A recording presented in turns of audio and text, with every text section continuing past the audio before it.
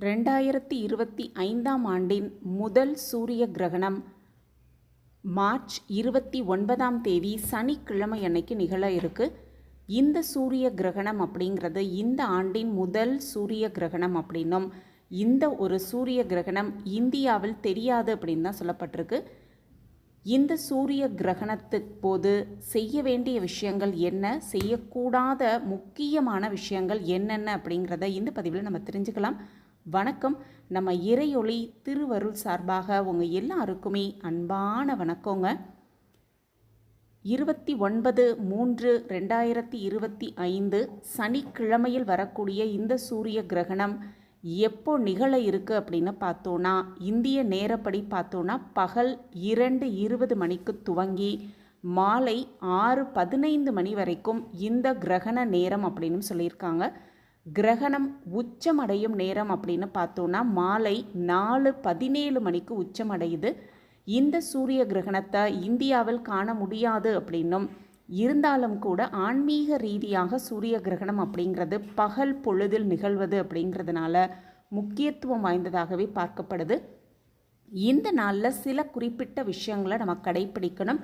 அதே போல் சில விஷயங்களை கண்டிப்பாக செய்யவே கூடாது அப்படின்னு சொல்லப்பட்டிருக்கு. அந்த விஷயங்கள் என்னென்ன, கடைப்பிடிக்க வேண்டிய முக்கியமான விஷயங்கள் என்னென்ன அப்படிங்கிறத இப்போ நம்ம தெரிஞ்சுக்கலாம்.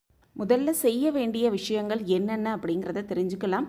தியானம், அது மட்டுமல்ல இந்த நேரத்தில் பிரார்த்தனை செய்வது, ஆன்மீக நம்பிக்கையின்படி கிரகணத்தின் போது தியானம் செய்வது, மந்திரங்களை ஜெபித்து கொண்டிருப்பது, பிரார்த்தனை செய்வது அப்படிங்கிறது ஆன்மீக சக்தியை அதிகரிக்கும் ஒரு செயலாகவே சொல்லப்பட்டிருக்கு. இந்த கிரகண நேரத்தில் வீட்டில் இருக்க வேண்டும், தேவையற்ற பயணங்களை தவிர்த்து விட வேண்டும் அப்படின்னு சொல்லப்பட்டிருக்கு. கிரகணத்தின் போது அதிக அளவை வெளியில் இருப்பதை தவிர்த்து விட்டு வீட்டிலேயே இருப்பது ரொம்ப ரொம்ப சிறப்பு அப்படின்னும், இந்த கிரகண நேரத்தில் உணவுகளை மூடி வைத்து பாதுகாக்க வேண்டும். கிரகணத்தின் போது உணவுப் பொருட்கள் கெடக்கூடும் அப்படிங்கிறதுனால அந்த உணவுகளை மூடப்பட்ட உரை மூடிய பானைகளை வைத்திருப்பது ரொம்ப ரொம்ப சிறப்பு.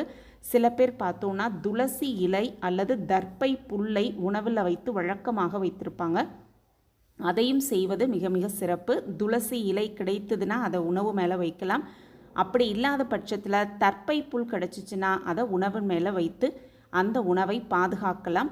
கிரகணத்தின் போது தூய்மையாக குளிக்க வேண்டும். கிரகணம் முடிந்த பிறகு குளித்து விடுவது ரொம்ப ரொம்ப சிறப்பு. கிரகண நேரத்திற்கு பிறகு சுத்தமாக குளிச்சுட்டு வீட்டையும் சுத்தமாக துடைத்த பிறகு பூஜை அறையிலும் நல்லா சுத்தம் பண்ணிவிட்டு அதுக்கப்புறம் நம்மளுடைய அன்றாட வேலையை செய்வது அப்படிங்கிறது மிக மிக ஒரு சிறப்பான விஷயம். அடுத்ததாக பார்த்தோன்னா, கிரகண நேரத்தில் முதியவர்கள், குழந்தைகள், கர்ப்பிணி பெண்கள் உணவு சாப்பிட வேண்டும் அப்படிங்கிறவங்க பழங்கள், காய்கறிகள், தானியங்கள் இந்த மாதிரி பொருட்களை தாராளமாக எடுத்துக்கொள்ளலாம். சாத்வீக உணவுகளை சாப்பிடுவது மிக மிக ஒரு சிறப்பான விஷயமாகவே சொல்லப்பட்டிருக்கு. அடுத்ததாக விஷயமாக பார்த்தோன்னா, இந்த கிரகணத்தின் போது தவிர்க்க வேண்டிய முக்கியமான விஷயங்கள் என்னென்ன அப்படிங்கிறதையும் நம்ம தெரிஞ்சுக்கலாம். இந்த கிரகண நேரத்தில் கர்ப்பிணி பெண்கள் தவிர்க்க வேண்டியது, வெளியில் போவதை முற்றிலுமாக தவிர்த்து விடுவது ரொம்ப ரொம்ப நல்லது அப்படிங்கிறது தான் உண்மை. கிரகணத்தின் போது உறங்குவதை நிறைய பேர் தவிர்த்து விடுவாங்க. ஏன்னு பார்த்தோன்னா உடல் மன சோர்வை அதிகரிக்கக்கூடும் அப்படிங்கிறதுனால முடிந்தவரை அந்த நேரத்தில் உறங்குவதை தவிர்த்து விடுவது ரொம்ப ரொம்ப நல்லது. அதே போல் கிரகண நேரத்தில் கண்டிப்பாக சாப்பிடவே கூடாது. வெங்காயம், பூண்டு, அசைவ உணவுகளை சாப்பிடுவதை முற்றிலுமாக கிரகண நேரத்தில் தவிர்த்து விடுவது ரொம்ப ரொம்ப சிறப்பு. இந்த மாதிரி சாப்பிடுவதால் உடலுக்கு தீங்கு ஏற்படுத்தும் அப்படிங்கிறதுனால முடிந்தவரை கிரகண நேரத்தில் உணவு உண்பதை தவிர்த்து விடுவது ரொம்ப ரொம்ப நல்லது. அதே போல் அந்த கிரகண நேரத்தில் கூர்மையான ஆயுதங்களை பயன்படுத்தவே கூடாது. உதாரணத்துக்கு பார்த்தோன்னா கத்தி, கத்திரிக்கோல் இந்த மாதிரி கூர்மையான விஷயங்களை பயன்படுத்தாமல் அமைதியாக தியானம் செய்வது, இறைவன்கிட்ட பிரார்த்தனை வைப்பது, மந்திர ஜபங்களை ஜெபிப்பது, இந்த மாதிரி விஷயங்களை செய்து கிரகண நேரத்தை கடந்து விட்டு குளித்துவிட்டு வீட்டையும் சுத்தம் செய்து இறைவனை பிரார்த்தனை செய்யலாம். இந்த கிரகணத்தை நம்பிக்கையோடு எதிர்கொள்ளலாம். இந்த பதிவு உங்களுக்கு பயனுள்ள பதிவாக இருக்கும் அப்படின்னு நான் நம்புகிறேன். நம்ம சேனலை நீங்கள் ரொம்ப ரொம்ப ஆதரவு கொடுத்துக்கிட்டு வரீங்க. எனக்கு ரொம்ப ரொம்ப சந்தோஷம்.